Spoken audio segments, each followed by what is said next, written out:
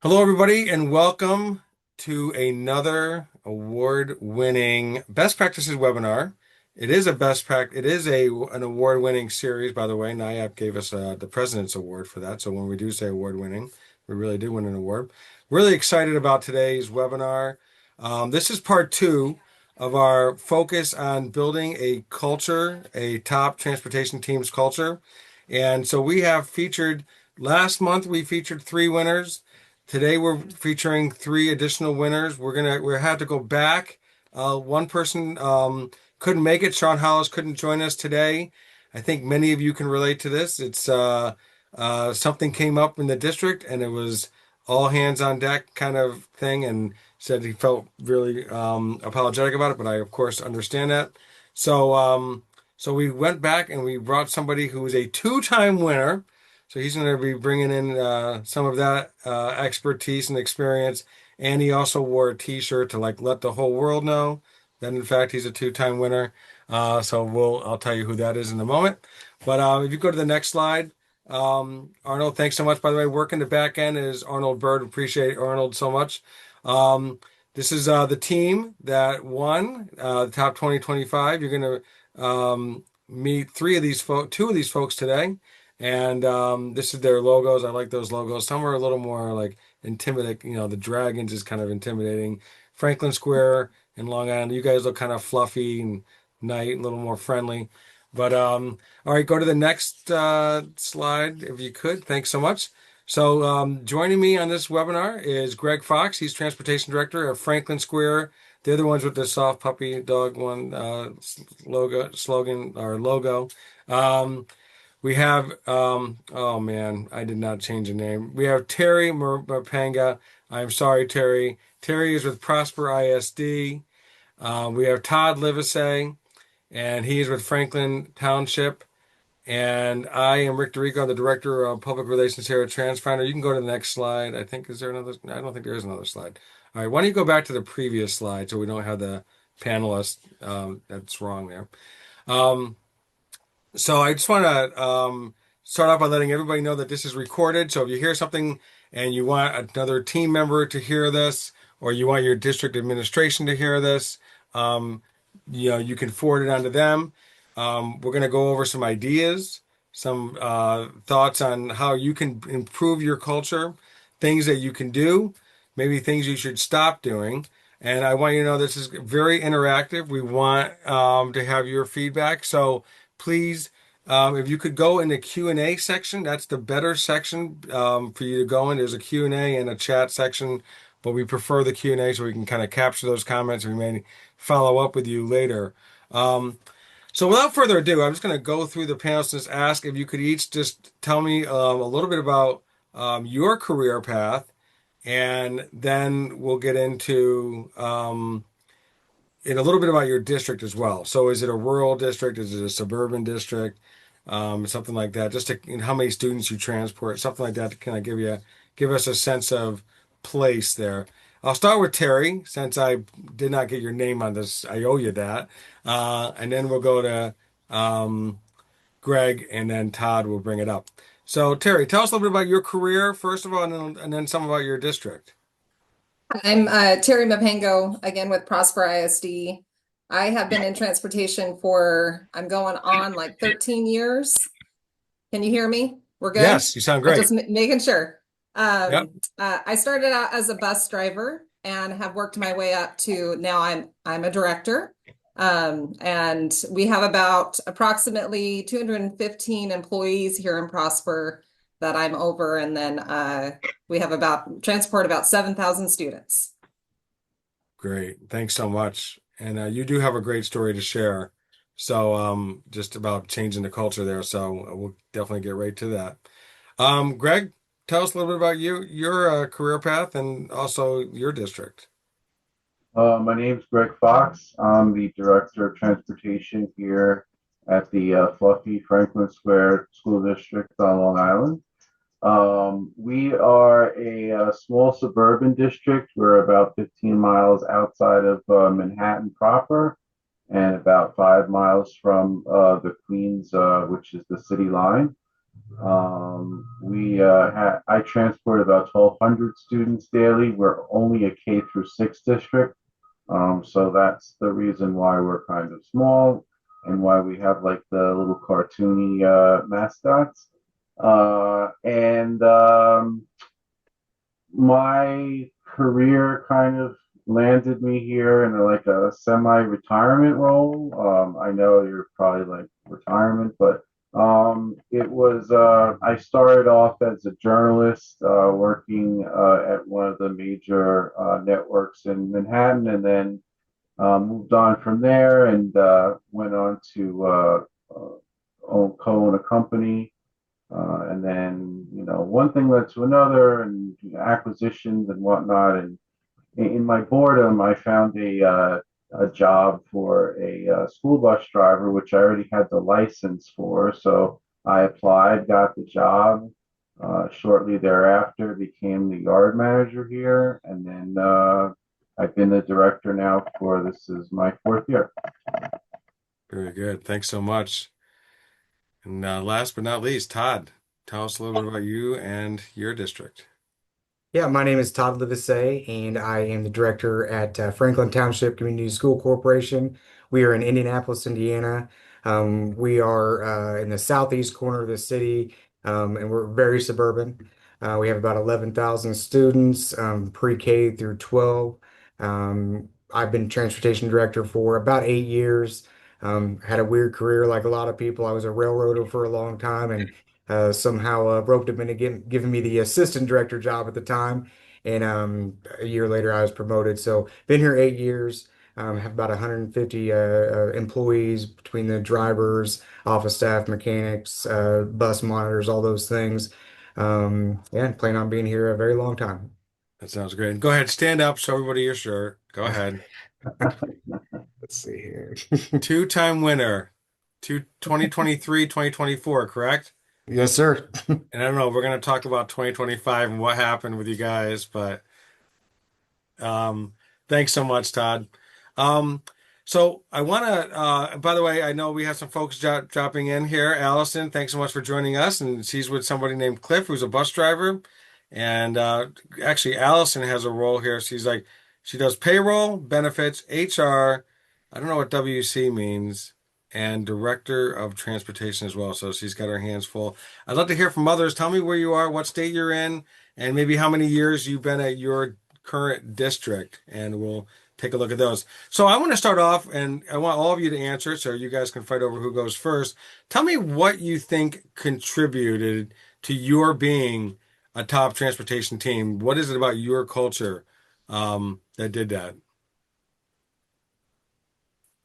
I'll go. All right.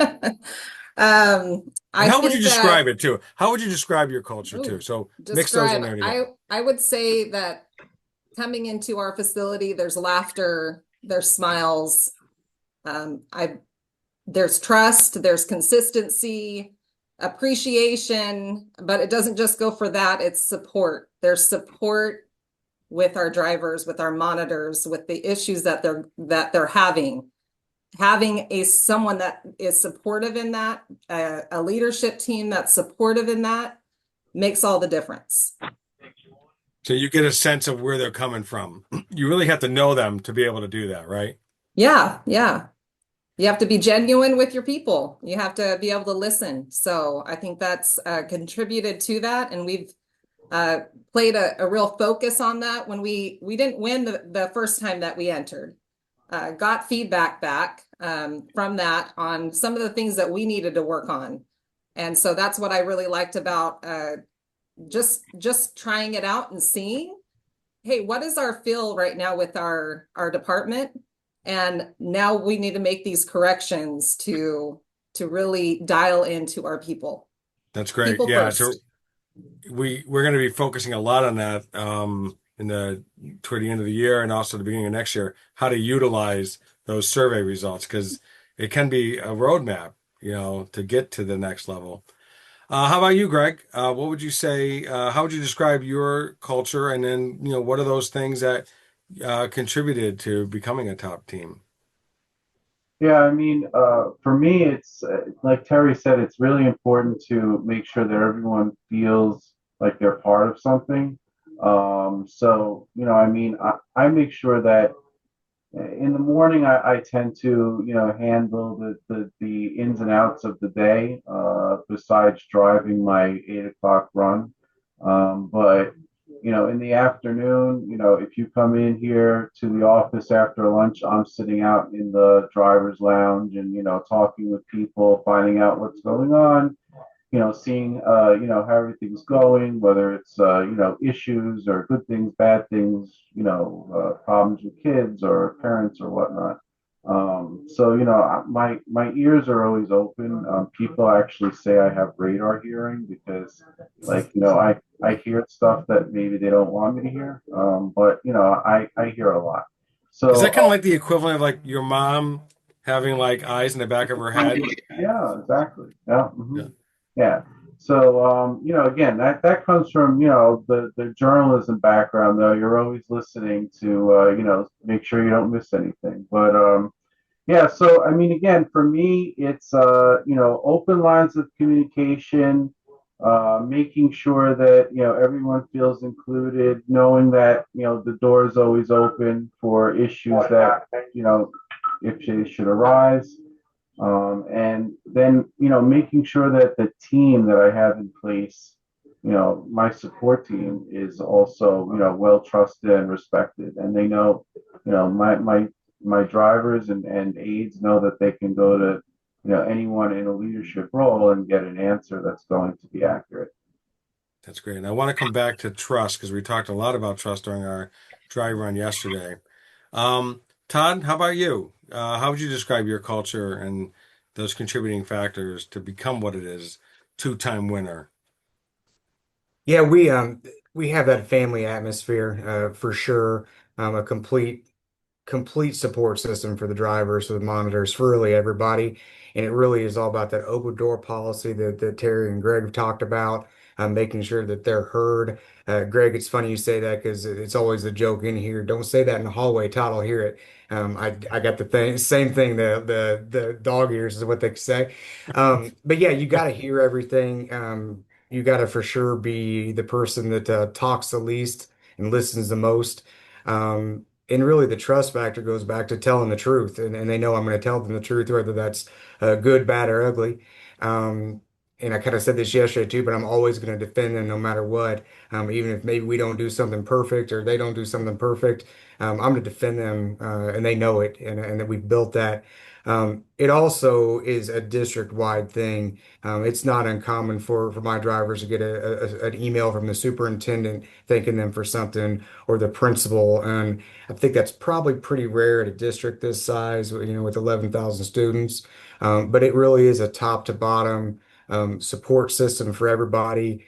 We really train everybody, and I use these exact words even in interviews when they first come in, that our expectation is you're a servant leader. We're all servant leadership That's here. good. You Everybody know, here can lead. you can't put a price tag on a pat on the back, and then and it's free, right? I mean, a pat on the back is free. Mhm. And when you get a note from the superintendent, that sends it's a double message, right? It's number one, a message from the superintendent, but the superintendent only found out about it because he or she was told it by you. So, or somebody, you know what I mean? So you're sending an even broader message. They're like, wow, Todd brought that up to the superintendent? I mean, so that's just very cool. I like that idea. Um, Puts a little bit of maybe a little bit of a bounce in someone's step, that maybe they need. You never know when they might need it too. I mean, we all need it, but there are some times when you need it more than others, and you're like, just you never know the impact that can have. I want to ask the attendees, and by the way, I want to thank everybody for joining us today. I know you're all busy. To tell me about your culture, and we're going to talk over this slide while it's up there. We're going to let you take about a minute or so to vote on it. But Arnold, if you could bring up the first survey question on your culture. Hopefully, I did this right. Do you see it there? Um, just get a sense of where everybody is coming from. Well, I might come back to that. Um, all right. So Arnold, oh, there we are. How is your workplace culture? So how would you rate your transportation team's culture? Um, is it outstanding? Is it good and getting better? So it's positive trajectory. It's fair but stagnant. Not good and getting worse, or it's just plain bad. I feel like that's from Cracker Barrel when that one game there. Um, we don't have ignoramus on here though. So tell me, you know, uh, Teri, you inherited a culture that you needed to make some changes on, correct? Did. Tell me a little bit about that experience. What you inherited, and then what are some of the first steps you did to right the ship? Yeah, when I first got here, I did one-on-ones with all the staff. I did pulse checks with all of the drivers. It was kind of like small groups of 10. Had my door open, anybody could come in and talk to me. Uh, and I got off right off the bat that there was something awful that happened prior to me, which was a horrible thing, yes, by one person. And it was affecting everybody in the whole department. Um, to the point of drivers would pull up to stops and parents would look at them with disgust when they didn't do anything. It was a choice from one person that was affecting the whole department. And I realized that has to change. I need to show them how amazing this department is, that these people are still coming in. They're still doing the work uh, and coming in early, even with this weight on their shoulders of something that happened. Yeah. And so it's advocating for a department. That's what you're doing. That's when you come into a leadership role, that's what you want to do. You want to advocate for your people. You want to be their cheerleader. You want to celebrate the wins. You want to hold people accountable when things happen. But the biggest thing was we got to change this culture, and we got to change it outside as well, so that they can see how amazing the people that are here, that are doing the work and that are doing the right things, that they needed that spotlight. And it takes, I'm assuming it's not just a one time I got their back, but it's kind of probably I consider like Teri is reliably in my corner. It's not just a one and done, right? It's kind of probably be an ongoing Yes. building of that trust. And it's not just me, it's also training your leadership team, helping them learn how to celebrate those wins with their team as well. It doesn't all have to be you, but make sure that when you have assistant director, supervisors, that you're teaching them how, like, hey, you're over this group. Let's talk about this. How do we want to, appreciate them? There's certain things, and help them, because it can't just only be you. That's the hard piece is, sometimes leaders feel that it's all on their shoulder. When I was at a different district, I even had some drivers that were like, hey, we want to be a part of like an appreciation group. And they combined, and we did fun like breakfasts. It's finding those right people that want that culture change. Yes, And you can get that from anybody in your department. true, true. My mom drove a bus, not a school bus, but Catholic Charities. And she came in, she was in her 70s, I think, when she started working with them. And she goes, "What do you guys do about birthdays?" My mom is a super friendly person. She got a little bounce in her step, even now she's 81. And they go, "We don't do anything for birthdays." So she goes, "Okay, here's what we're going to do. Who's got the next birthday?" And whatever, Charlie. She goes, "Okay, I'm bringing in the cake for Charlie. Charlie, you're responsible for the cake for the next person." So basically, everyone's buying one cake, right? And it became a hit. That one simple thing. And she wasn't trying necessarily to change the culture. It's just how she is. It's how she's wired. But Teri, she's the kind of person you'd want on your team because she would own it.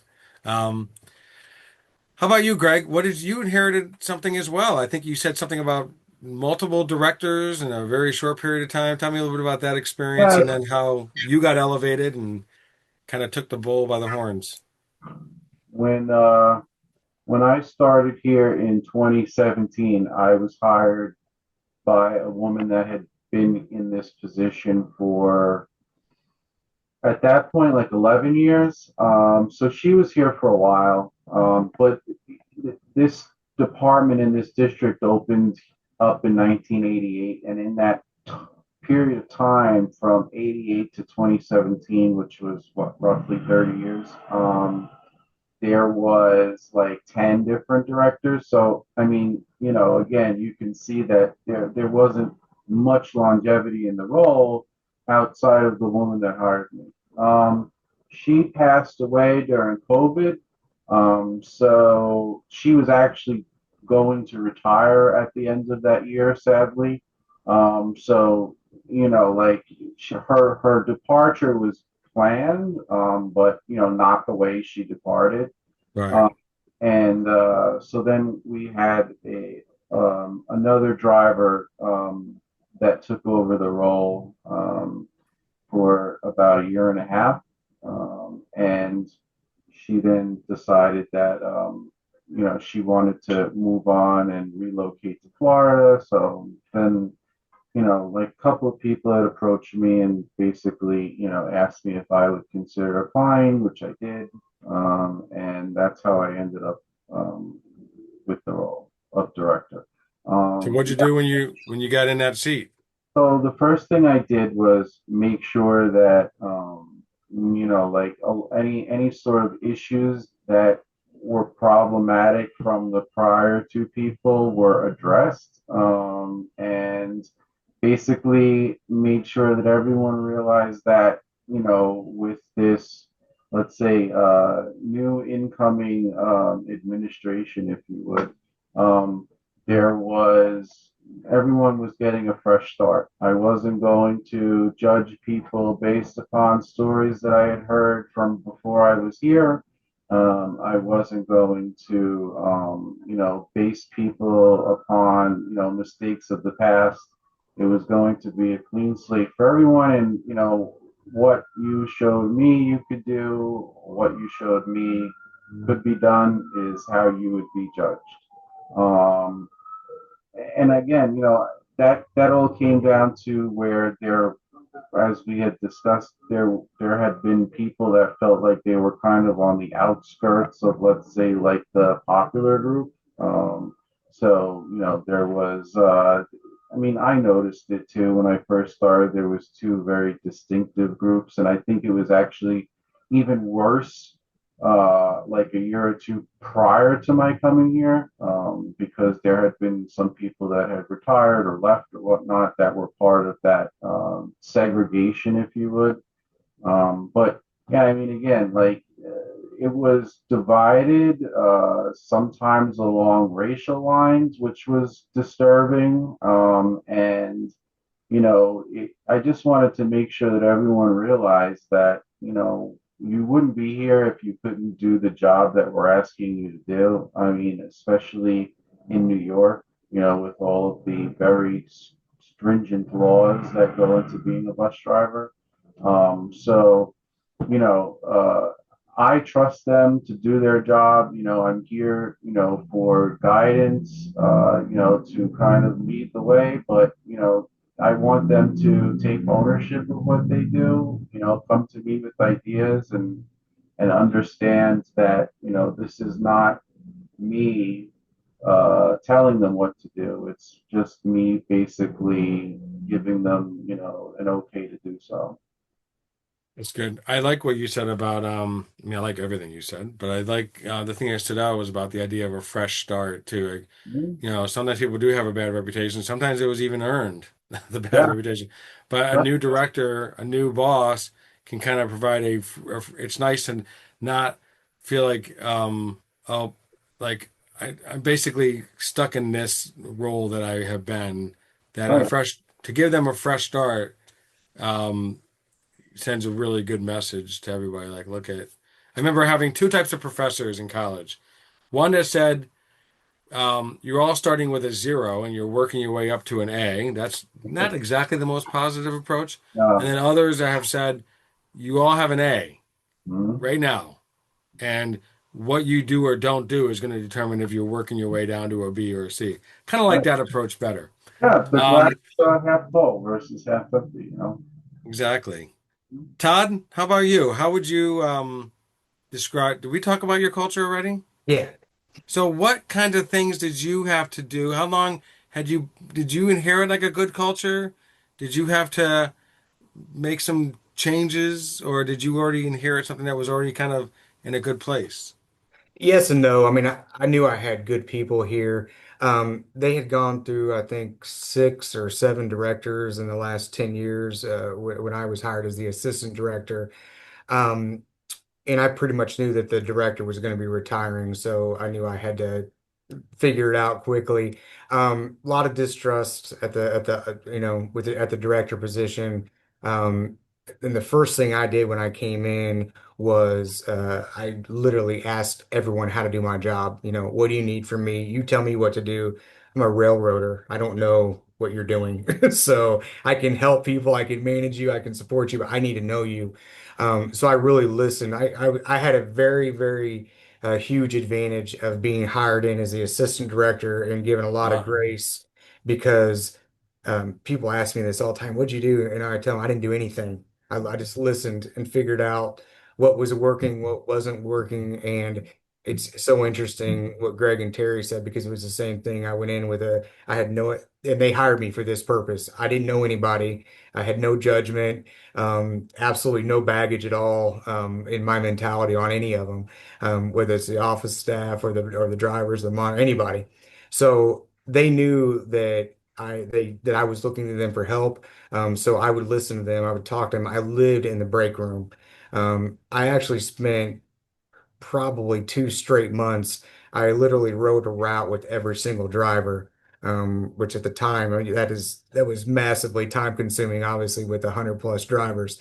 But I made sure I actually rode with all of them. I saw how they drove. I saw how they interacted with their students. And then I was able to, decide on my own who they were. Because to be honest with you, what I care about is I don't care what they say to me or how they treat me. I care how they treat their students. mhm. That's the real deal. That's how you know what kind of employee you got because they're not here for me, they're here for them. If they're here for them, they're going to be great.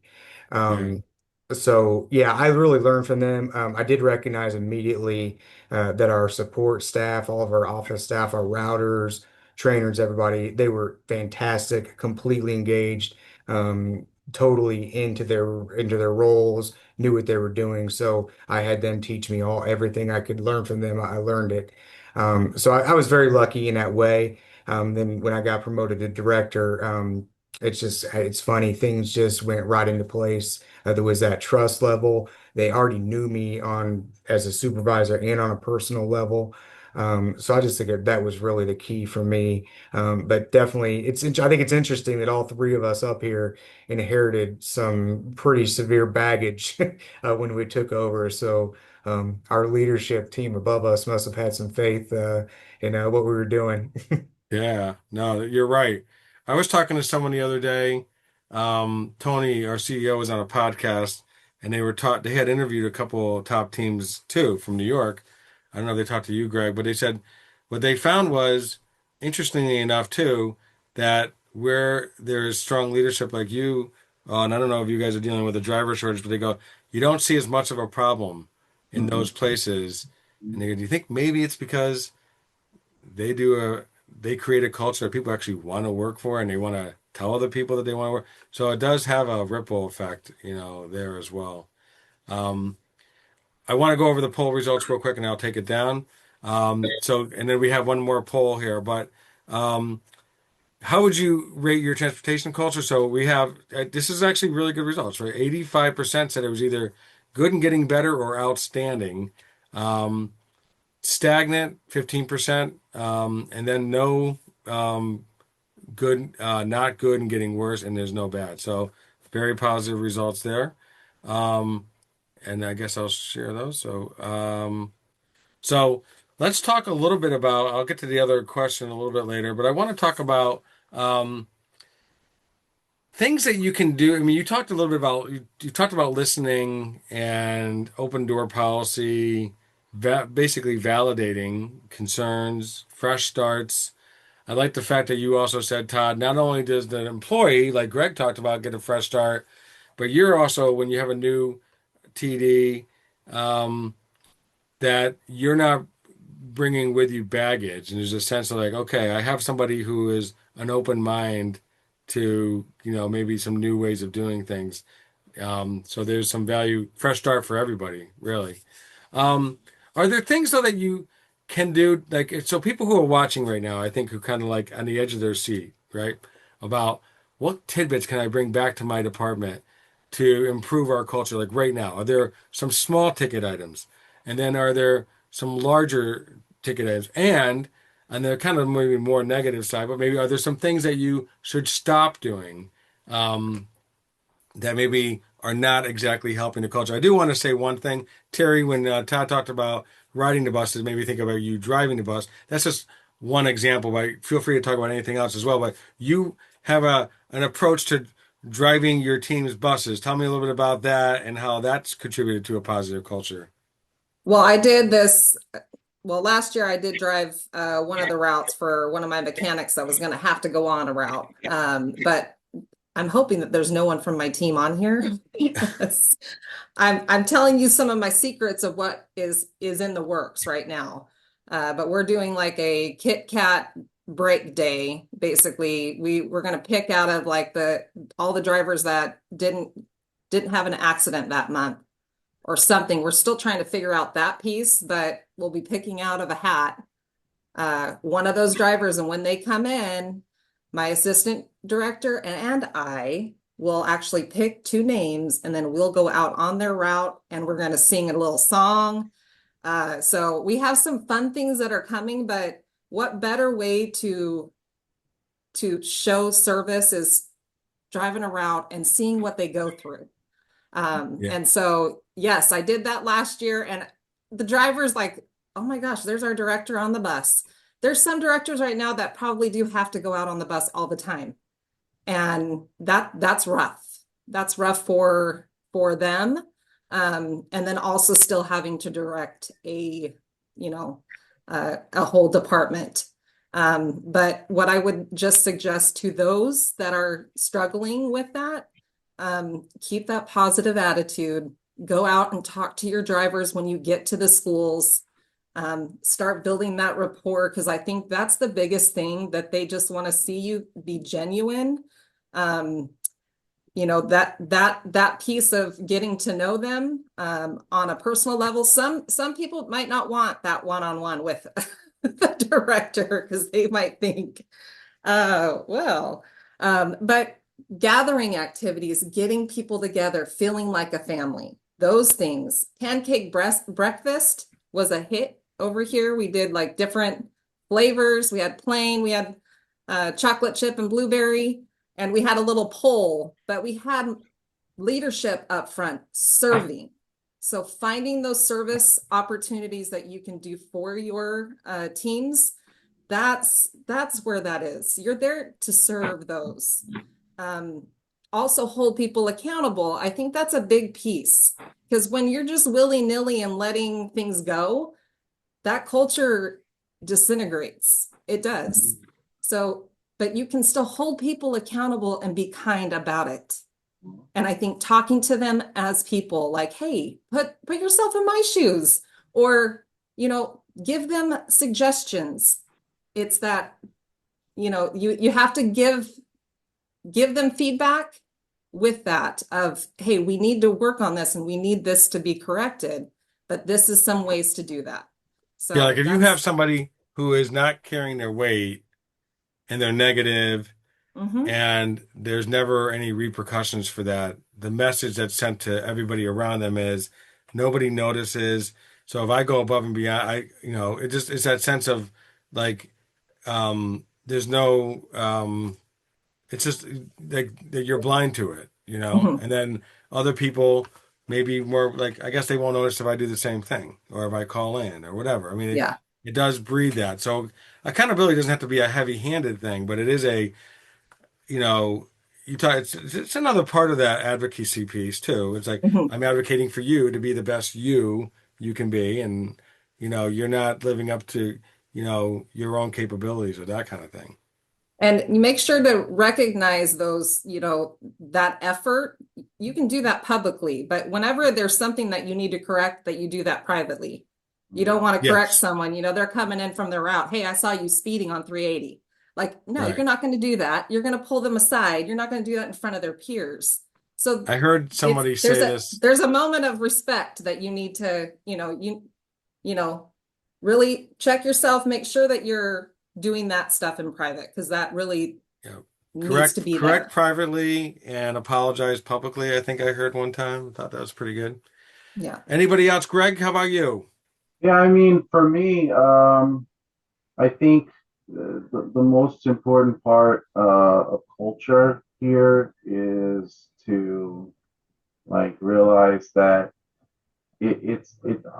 I mean, just looking at your poll, it's definitely improved, and I think it continues to improve. And then the other thing is that I think it's equal leadership versus the people that are involved in the team because it takes both parts to want to have a positive culture and a positive attitude as to how we get the job done.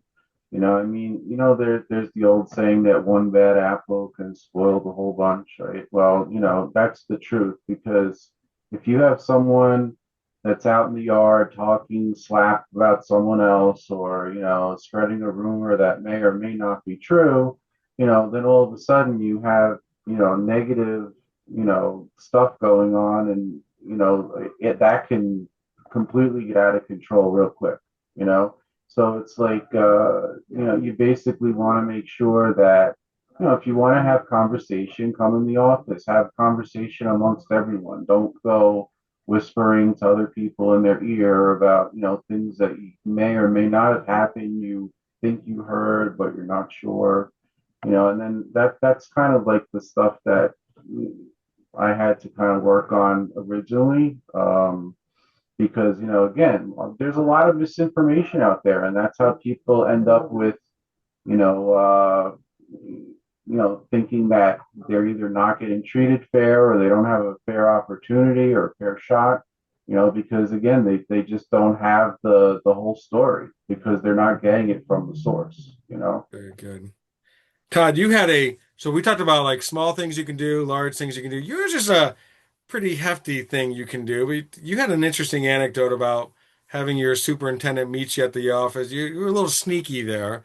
Tell us a little bit about that story and the result of that, but also what kind of impact that had on your culture as well.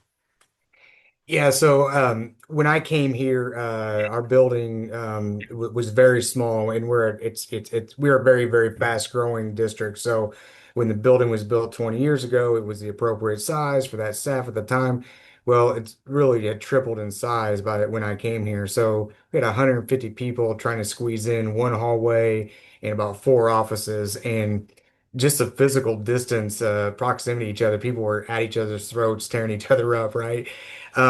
So what I did was my superintendent and my chief operating officer were going to be, I knew they were coming to my office to meet me and we were going to go look at a project. But I said, yes, why don't you come at 9:15 and Why come 9:15, Todd? 9:15 because that's when everybody gets back from their morning routes. They all come crushing in at the same time. And so that's exactly what happened. They came to my office. We were going to have a quick meeting on what we're going to talk about and go look at. And so we're sitting in there, and here they come. This massive herd of people squeezing into one door. It sounds like a rock concert in the hallway. It's so loud, and there's so many people talking, and they're tripping over each other. All the stuff they can't. There's nowhere to park. All the things. And so the superintendent, and he was new too. He looks at the chief operating officer and he said, "Todd needs a bigger building. Can we do something about that?" And next thing you know, we're double the size, and all credit to them. They saw it, they knew it anyway. But I think it really that helps send a message like this is a little tight for adults to to be in with this many people. I love that approach, though. I just think it's just so how do you, Terry used the word advocate, and how do you advocate for your team? You advocate for them individually, of course, but then you also advocated for your whole team. I thought that was such a cool, subtle approach, but how, can you get them to recognize the kind of conditions that they're doing this amazing work in, you know? Mhm. You all three of you talked about, Todd, were you going to say something else? I didn't mean to cut you off. Yep. You all talked about merch, right? As the kids say these days. You all have some swag, right? Not just in your step, but you guys have shirts and person. Tell me a little bit about even things like that, how that plays a role in just identity. I think, Greg, you talked about almost like a uniform, but not in the negative sense that sometimes we think about, oh, I got to wear a uniform to school, but like it actually made them feel like part of a team. Tell me a little bit about that. Yeah, so I mean, one of the things that I think was missing from this particular department was an identity. Um, it was just kind of like, the forgotten stepchild, if you would, which transportation a lot of times is, unfortunately. And so I mean, again, you saw the teachers and the aides in the schools and whatnot walking around with their district shirts and whatnot on, and transportation never had that. So one of the things that we did was we went out and got black polo shirts embroidered with the district mascot logo, which is up in the top corner of my screen, and then we got winter coats and spring windbreakers and whatnot. So, everyone can, feel like they're, part of the same team, the same family, which they are, and, it's not that, oh, these are the bus drivers and, like they're just kind of here to not do an important job, whereas, I like to say, the bus drivers are the first people that see the kids in the morning and the last people to see the kids at night,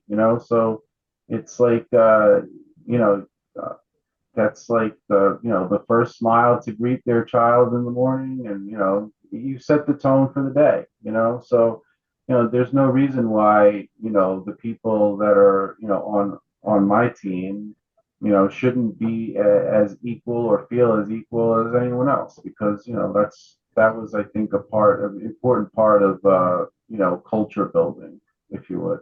That's great. Anybody want to add anything else?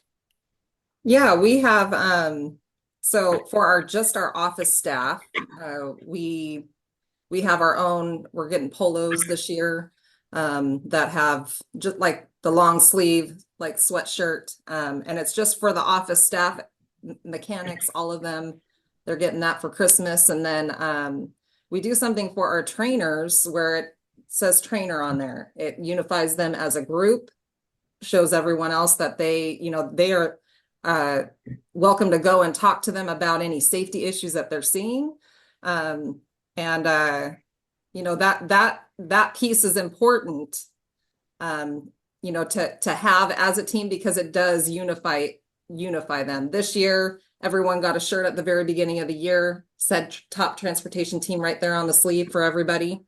I do like your shirt though, Todd, so I might have to get that get something similar like that for my team. You're going to need to win Maybe a different twice. color. You have What'd to you win say? twice, though, Terry. You I have to have win to win twice, twice Terry. for that? Okay. No, no, no. We'll He just set created it. No, no, that looks cool though. The logo looks good, and we it will is, send it anybody looks the logo, nice. the We winners of put this. it on. We put it as a decal on the first window of the bus, so like the parents can see Great it idea. too. Um, Oh, that's mhm. a That's a great great. You put it idea. on the buses. On the bus, yeah. I like that. Yeah. And you could even do it as a magnet, so you don't have Yeah, so to. you can, yeah. That's I'm a getting great. some great ideas Yeah, already right here. I next to hope the everyone flag. else is. Yeah, So right next to the I flag. love that. Mhm. Terry, you said something when we were having a panel discussion in Reno that Tony led, also about verbiage, and I'll let you share it. But you have a unique name for one of your team members that everybody else calls it. See how I'm trying to lead in? Do you know what I'm oh, getting at got it. here? Okay, now I know Yes. what you're talking Okay. about. Tell me the story, what you came up with, why you came up with it, and what the impact that may have had. So we have support drivers. They are not sub drivers, they're support drivers because that's exactly what they do. They support us in anything that we need. And I'm sure that you guys have that, but it also, sometimes but even as a payroll perspective, just to let you guys, or when they're HR, when they're looking at that, sub driver, sub teacher, substitute teacher, they're not going to get that full amount of it's like they're a sub. And so a support driver is completely different, and how we were able to label that helped us even have a better income for those drivers, because I don't think they saw it from that point. Does that make sense? Yes. Yes. So that did help. I just had to explain it in, what exactly they do. It's not just, they're out there on every single route. They don't know them. And having to deal with different, the kids, whenever there's a sub driver, you guys all know what happens on those buses. So there's inconsistency when it comes to that sometimes. And so they act a fool. And so I wanted to make sure that my admin knew that this is not this is a hard position. And so I wanted to make sure that was compensated. That's great, because I think when people think we all know what substitute teachers conjures up as a student, like I get away with things, and they're not my real teacher. They're subpar. It's not fair. So I don't believe in changing words just for the sake of, this feels very meaningful to me. When you said that, it really struck a chord with me. I'm going to add, Arnold, if we can put up a new poll question. And while we're doing that, I do want to talk a little bit about building on this award and what it's done to kind of raise the bar within your teams. But let me ask this question out here for everybody. In terms of, nope, not this one, Arnold, the next one. Hopefully I have it in there. About who's responsible for building a top culture. So tell me a little bit about how this is building, how you're building on this. Todd had 2 years back to back. This is like a building year for next year, I'm sure. So what do you do to build on this? And are you finding that your team, and you came back with the award, and you got some kudos either in meetings at the school district or even parents learning about it, whatever. How do you build on this? What do you do? Yeah, Todd? Yeah, sorry. What I really, this thing, and you guys will see this, it will snowball, and I'm sure you already have seen it, but everybody talks about it. Now, we definitely put it out there. We were very public. We're still very public with it. It's in every email signature. We have banners hanging in the building. We're not allowed to put stickers on the bus, but I like your thinking, Greg. But we make it out there. Everybody has the top transportation shirts. And they're very, very prideful of it. And they talk to other drivers. Again, we're a big city. All the drivers talk to each other from different districts at field trips, and there's just a lot of pride within the drivers, and that's where the real strength is. When people come in here for an interview, I know that they can go literally 5 miles in any direction and get another job driving a bus. But they know when they come in here that they're leaving one of the top three transportation departments in the country, over 100 people. And we really, really push that. And we use that to snowball it. And at the same time, we use it for our own people. Hey, what are we doing? We're the top. We're one of the top teams. This is how we do it. We use that as a motivation for our own people to keep that bar high, never settle for anything less than the best. Yeah, I mean, for us, it was probably something that really sparked an awakening in a lot of the community and the administration, as far as the appreciation and importance of transportation. So I mean, from that standpoint alone, We had social media posts, we had local, print media. We had several recognition awards, from the Board of Education and the Superintendent's Conference Day and whatnot, where, it was, announced and, they made a big deal about, the transportation team and how, fortunate we are to have such a great team, that supports us on a daily basis and, the parents and the kids and, everyone's very, fortunate to have, such professionals and whatnot. And, again, like just from the survey results alone, which, Rick Transfinder provides us at the end of, the process. I mean, I was able to find out that, like I was actually shocked at the scores. I mean, everyone was really very pleased to be here. Our lowest score was pay, and even that wasn't low. But again, I was amazed, and I think what I'm going to work on for next year, hopefully, is getting like more participation because what I have a small department. I only have 32 employees, right? So out of those 32, I think only 21 actually participated in the survey. So, again, I have older people though that might not be as tech savvy, might not check their emails regularly and stuff like that. You know what I mean? So it's kind of like making them aware or coming to me and, letting me look in their inbox to show them how to do it. You know what I mean? Something Yeah. like that. So. Did you all go over your results with the team? Did everybody, I did you do, printed it out on giant paper and posted it so everyone could see it. Yeah. okay. I haven't yet, but that's coming. Yes. Because we're actually going to be having a webinar probably in January focused on how to utilize that report. We've gotten some questions from people and we talked about how do you do it? Could you, um, have a pizza party and celebrate all the high points? Still talking about some of the points that need work. Do you break it up into themes? Like you can tell in the survey, there are some things that are focused on pay, like Greg just mentioned.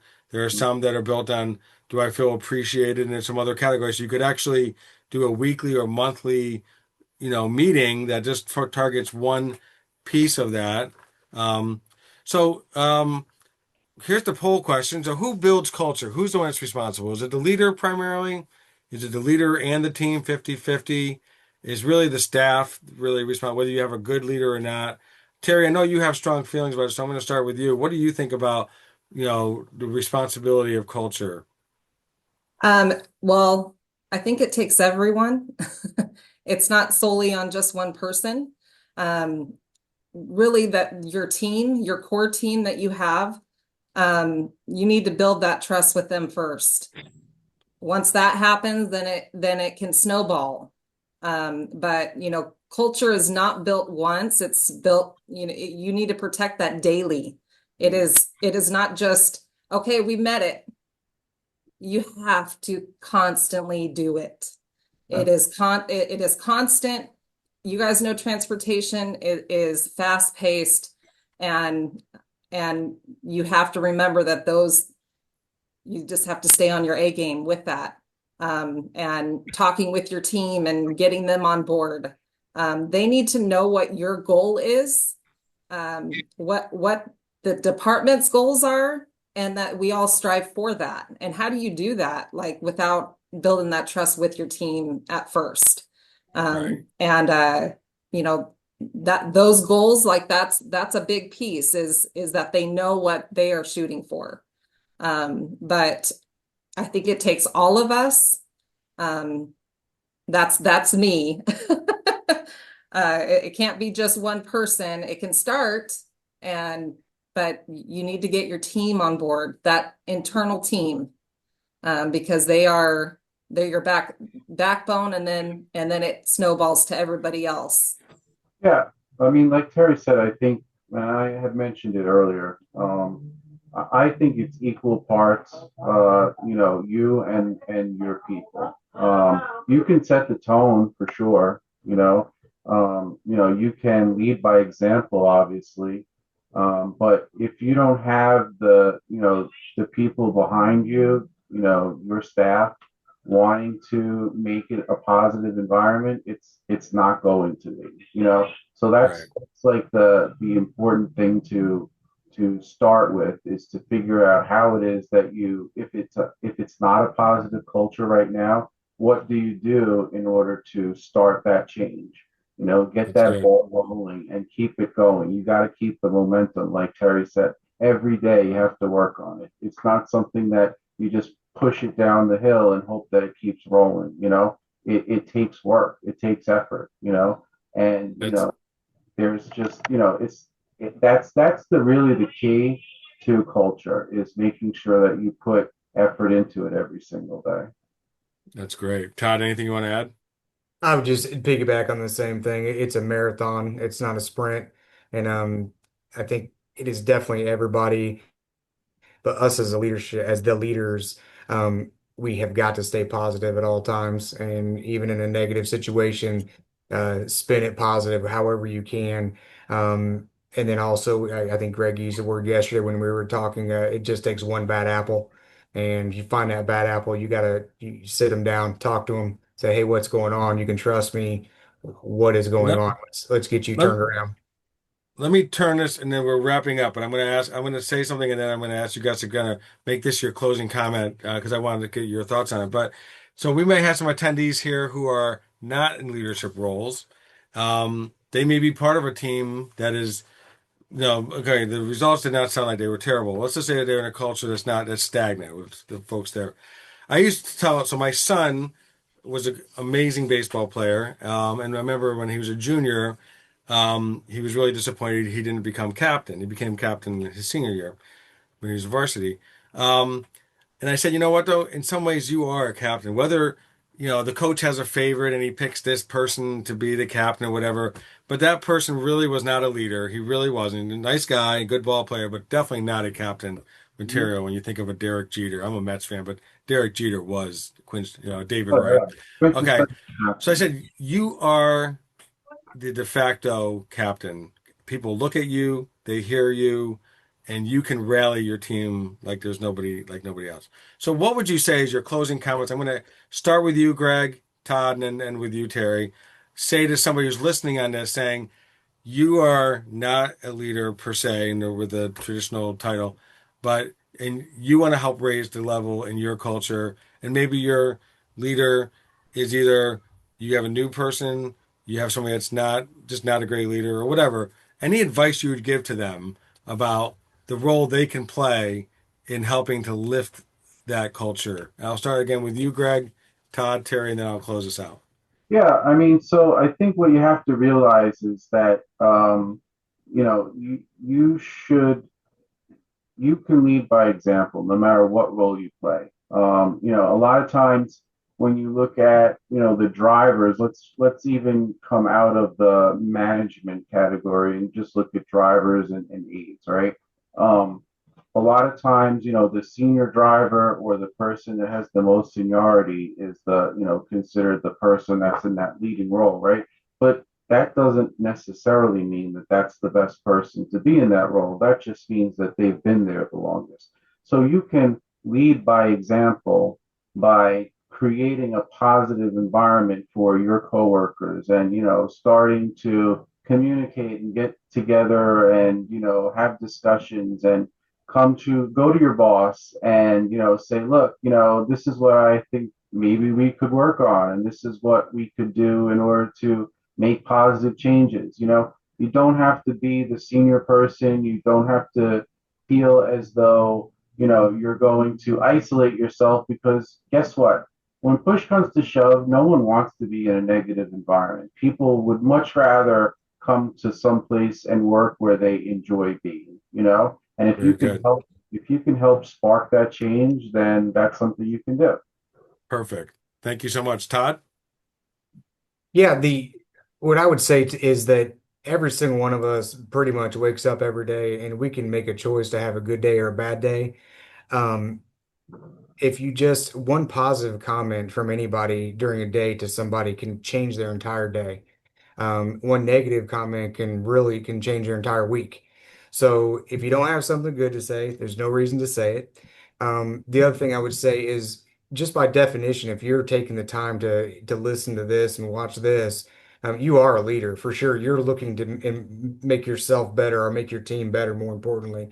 So understand that wherever you are right now, you are climbing a ladder. You are a born leader. There's no doubt about it. I don't think you can be a bus driver without being a leader at some level. I just don't think you can. You have to innately want to lead those students in life and of course, just get them to school. So I would definitely say stay positive at all times. The negativity does no good. It literally has no play. It will never result in something good if you're negative. And also say, make sure if you do have an issue or you see an issue or you hear an issue, you're going to the right change agent to see if you can fix the problem. Um, a lot that is just such a huge problem, I think, and just business in general is we're going to complain about something at the water cooler, but the person that can change it isn't even aware of the problem. Right. Um, Exactly. you Yep. know, so talk to Very. people, talk to the right people, push things up the ladder and, try to get results, try to get change, in a positive way. But again, we all have the choice. We could wake up every day, make it a good day or a bad day, and, make somebody else's day good. Be positive. Very. That's great. That's great. I love it. Terry, quickly. I'm going to add to everything that they just said because they are spot on. But I would also say find those moments to serve. You can do things that do not cost a thing. Get a potluck together with your whole team. You go to your director and say, "Hey, I'd like to head this up. I can send this email out to everybody." Or you can do like hey, I'd like to go out and fuel everyone's buses when they're coming in from those things do not cost anything. And Yeah. so Wow. there you go. I'm giving you some of those I love things it. that we I have, love it. right? I love it. But find those ways to serve. I think that's the biggest and staying positive. Yes, staying positive. You're going to shine when you are wanting that culture to change and that you're being effective with that. So That's great. That's great. I think about my daughter's a very upbeat person, very smiling.